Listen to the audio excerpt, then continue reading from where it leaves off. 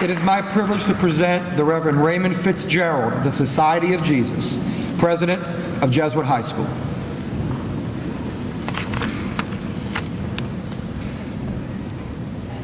An apocalypse of any kind will get our attention. It doesn't matter whether it involves aliens from outer space, unruly zombies, split-second climate changes, or rabid kangaroos. An apocalypse means that our lives are going to be different. And just about all apocalyptic books or films highlight this element of discontinuity. Gentlemen of the class of 2012, you quite literally faced an apocalyptic moment when the curtain rose this evening, both to reveal you to the audience and to signal the approaching end of your time as Jesuit students. After the curtain closes and you leave here, you will fill up a day differently from the way in which you have done so for the last 4 or 5 years. This discontinuity in your lives rightly commands your attention.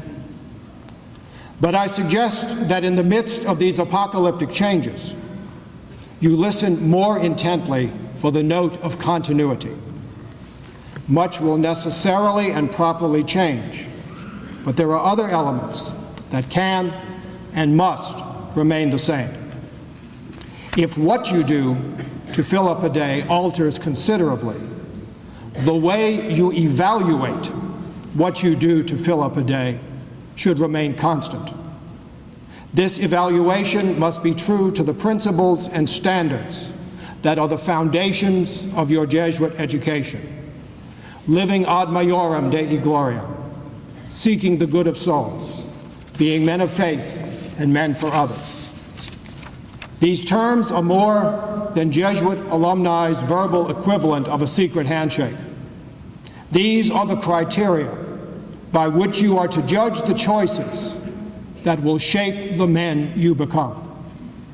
I urge you, even implore you, to maintain the habit of the examination of conscience in your daily life. Be grateful for the good you have received and have done. Acknowledge honestly and courageously the wrong you have committed.